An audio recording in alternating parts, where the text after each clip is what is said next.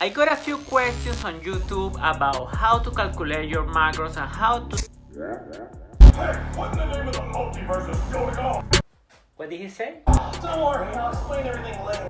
What? So, you wanna know how to calculate your macros and calories for optimal results? I'm gonna show you exactly how you can calculate your calorie requirement and macro distribution for optimal results. First, we're gonna cover how to calculate your maintenance calories so you can use that as a baseline for either a calorie deficit or for a surplus. So if you wanna lose weight, you will be able to use that number and subtract maybe 10% to lose weight, or if you are in a bulky, you might be able to increase something around 10%, 5% of your maintenance calories to put some weight on. I got a few questions on YouTube about how to calculate your macros and calories for weight loss. So I want to cover first how to calculate your maintenance calories, which is the amount of calories you require to maintain your body weight. By the way, what do you think about my t-shirt? How good, hey? Anyway, then I will show you how to set your macros: protein, carbs, and fats. In other words, how much protein, carbohydrates, and fat you need to eat for your particular physique goals. By knowing your maintenance calorie, then you can set the required calorie for either lose weight or put weight on, depending on your fitness goals. To begin with, I want to clarify that there are many ways and formulas to calculate your calorie requirements or your maintenance calories. For example,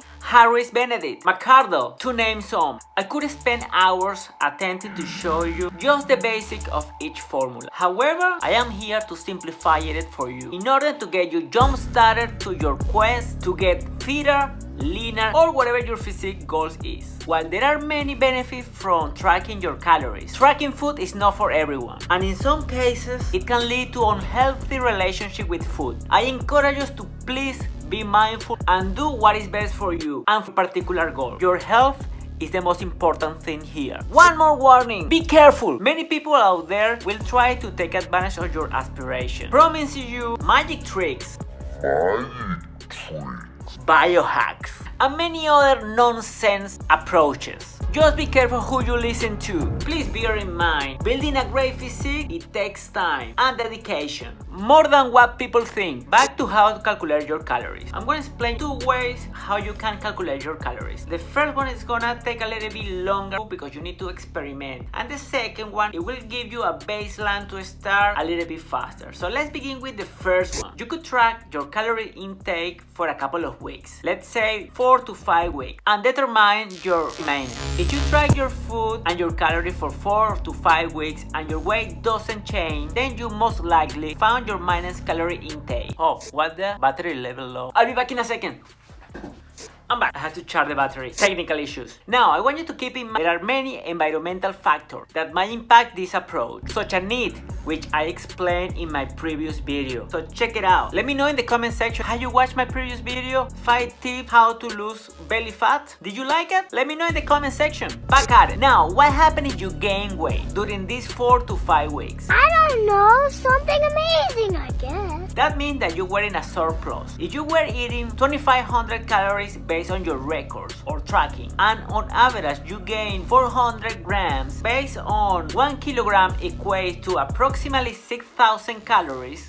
0.4 kilograms multiplied by 6,000 equals 2,400 calories. If this number is divided by 7 days in a week, you get approximately 343 calories over your maintenance calories. Hence, your maintenance calorie would be equal to 2,500 calories minus 343 calories, resulting in 2,157 calories. Warning! This is an approximate, because in reality, this number never is 100% precise. Now, let's say you don't want to wait 4 to 5 weeks to find out what your maintenance calories is by experimenting with the amount of food you are eating and tracking.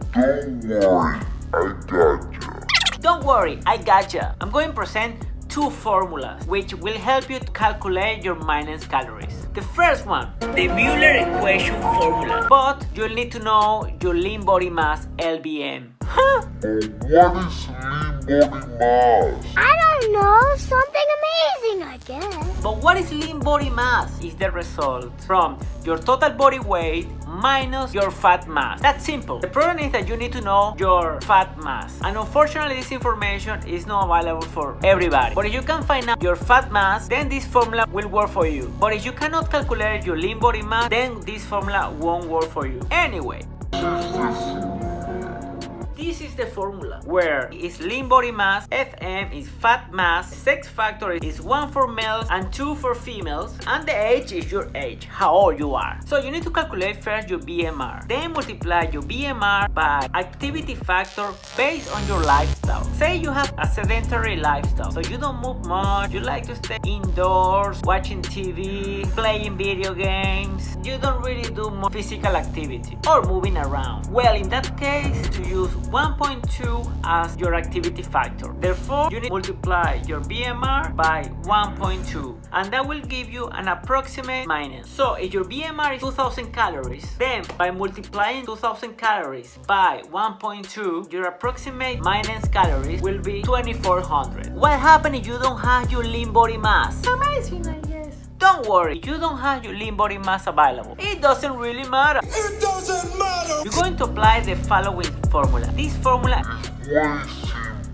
is way simpler for calculating a starting point for a minus calorie. Then you can adjust your minus calorie if you need to do so, a little bit more or less depending on your weekly progress and your particular goal you want to achieve. According to an article dated in July 2020 by Harvard Health Publishing, you can use the following formula. As simple as multiplying your body weight by 15 for male, and for females you're going to multiply your body weight by 12. I know, the factor of 15 might vary as people have different percentage of body fat. We are all on the same page. This formula basically is to get you in the game. This is a good starting point and we can adjust it from there. This is a great approach for active people. Otherwise, you are not too active or a little bit sedentary or a couch potato. Replace the factor of 15 with a factor of 12 for male, and for females replace the factor of activity of 12 with 10 or even 9. You need to know yourself, or if you are doing this for a client or for somebody else,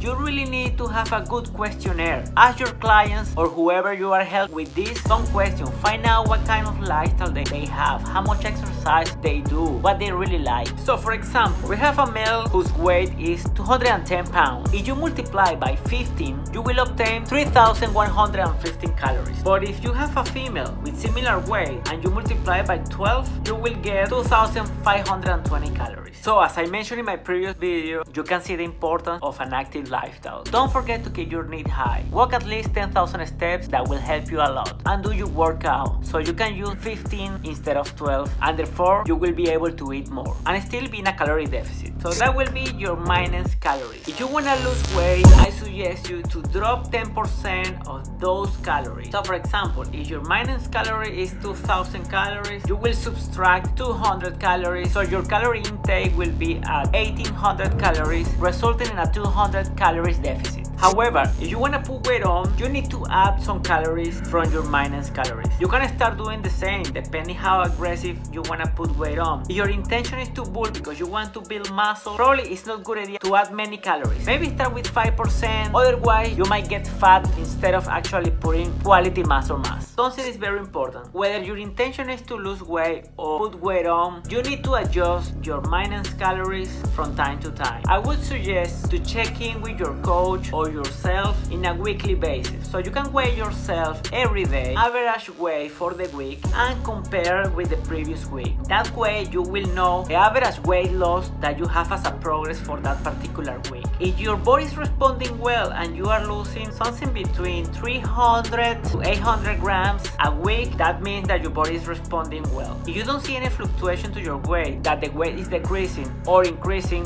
whatever your intention is, it means that you need to adjust your minus calories. You might need to recalculate your minus calories if you have dropped some weight already, because your new minus calorie level might have changed. So the bottom line here is that you need to find out your minus calories to know how much calories you're going to subtract or add for your particular situation. Let me know in the comment section, have you found out your maintenance calories? Are you having progress? If not, let me know. I might be able to help. Okay, now that you know how to calculate your maintenance calories, let me show you how to set your macro. In other words, how you're going to distribute those calories within your protein, carbohydrates, and fats. Let's start with protein. Even though everybody has different percentage of body fat, I like to use 1.25 grams per pound of body weight. If a person body weight, then multiply 210 pounds by 1.25, resulting in 262.5 grams of protein. So if 1 gram of protein is equal to 4 calories, 262.5 grams of protein will be 1050 kilocalories of protein. Now, if this person is eating 2835 calories per day because of a 10% of deficit, the remaining calories for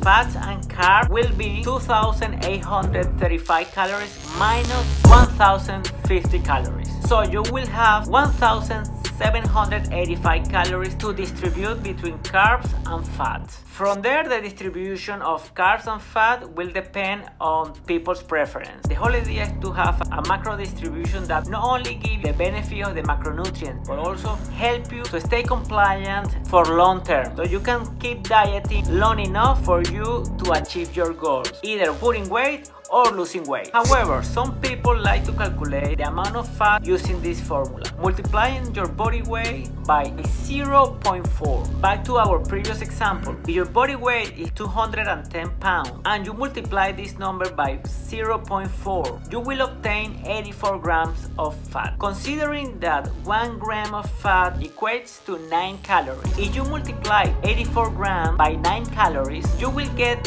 756 calories for fat. So to calculate your carbs, you're going to subtract your total calories minus your protein minus your fat, and will give you the total amount of calories for carbohydrates. For example, calories intake minus protein minus fat equal calorie for carbs. If we do some maths, these are the percentage. So 37% protein, 36.5% of carbs, and 26.5% of fat. And this is how you calculate your calories and your macros distribution. I know, sometimes these calculations can be a little bit complicated. So please don't hesitate to leave your question in the comments. I'll be more than happy to get back to you with further clarifications. Now, if you like and appreciate this kind of content, please don't forget to give me a like, click the like button, and if you are new to the channel, consider to subscribe for the next episode. Click here to subscribe, and for more videos, click here or here, and see you over there.